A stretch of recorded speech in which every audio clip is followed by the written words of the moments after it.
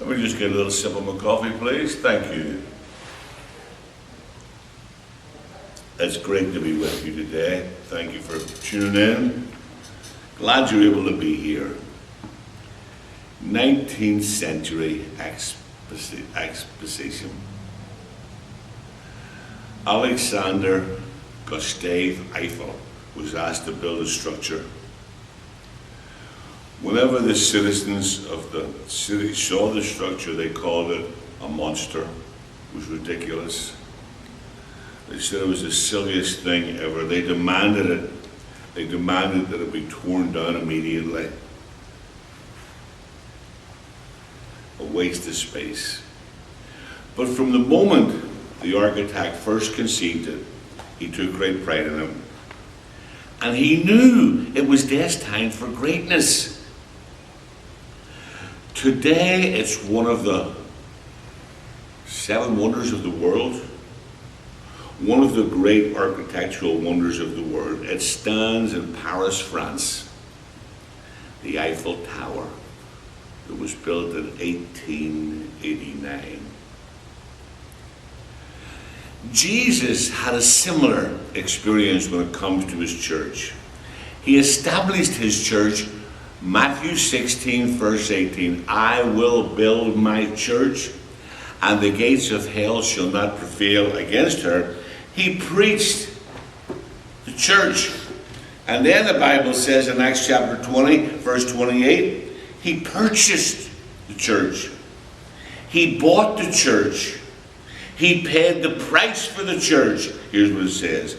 Paul exhorted the elders, the church at Ephesus, take heed to yourselves and to all the flock, over which the Holy Spirit has made you overseers to shepherd the church, which he purchased with his own blood. In Ephesians 5, verse 25, he loves the church and gave himself for her. He entrusted his body, his church, to an unlikely group of men, disciples.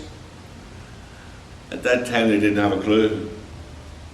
He defended them, he prayed with them, he prepared them to go into all the world and spread the good news. Outsiders probably looked and thought, what a blunder. What a blunder.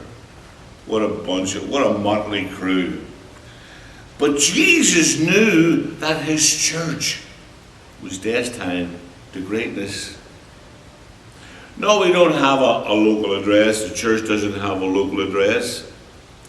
It's not made with bricks and mortar. It is composed of the saved. Those who have submitted their lives to Jesus Christ. We are part of the family of God, that's on its way home.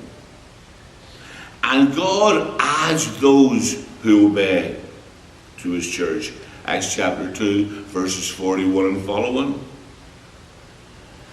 And we don't have to go around confused, searching for the perfect church. Number one, there is no such thing as the perfect church. A few years back, they had a big breakfast in Washington, D.C. And they invited thousands and thousands of people for breakfast. And they had all the different churches represented. Buddhists set beside Catholic, Jews set beside Christian, and all the rest of it. The keynote speaker was a young man from Ireland who liked rock and roll. U2, Bono, was the main speaker. And he told his story, how his father and mother were at each other's throats all of his life. Irish mother who was a Catholic, Irish father who was a Protestant.